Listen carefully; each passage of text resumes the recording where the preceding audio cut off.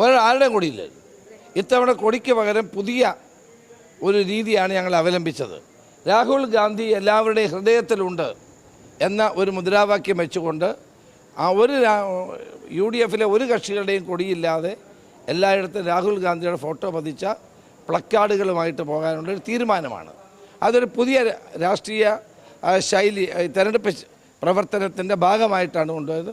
കോൺഗ്രസിൻ്റെ കൊടിയില്ലായിരുന്നു, ലീഗിൻ്റെ കൊടിയില്ലായിരുന്നു, RSPയുടെ കൊടിയില്ലായിരുന്നു, കേരള കോൺഗ്രസിൻ്റെ കൊടിയില്ലായിരുന്നു, ഫോർവേഡ് ബ്ലോക്കിൻ്റെ കൊടിയില്ലായിരുന്നു, മുന്നണിയിലെ ഒരു രാഷ്ട്രീയ കക്ഷികളെയും കൊടിയില്ലായിരുന്നു.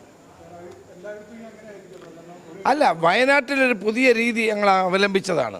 രാഹുൽ ഗാന്ധി ഹൃദയത്തിലാണ്, രാഹുൽ ഗാന്ധി എല്ലാ വോട്ടർമാരുടെയും മനസ്സിലാണ് എന്നുള്ള ഒരു മുദ്രാവാക്യം ഉയർത്തിപ്പിടിച്ചുകൊണ്ട് ഞങ്ങൾ ഫ്ലക്കാർഡുകൾ ഉയർത്താനാണ് തീരുമാനിച്ചത്.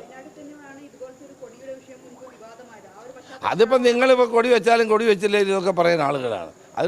അതുകൊണ്ടൊന്നുമല്ല, ഞങ്ങൾ രാഹുൽ ഗാന്ധിയുടെ പ്രവർത്തനം ഒരു പുതിയ രീതി അവലംബിച്ചു എന്ന് മാത്രമേ.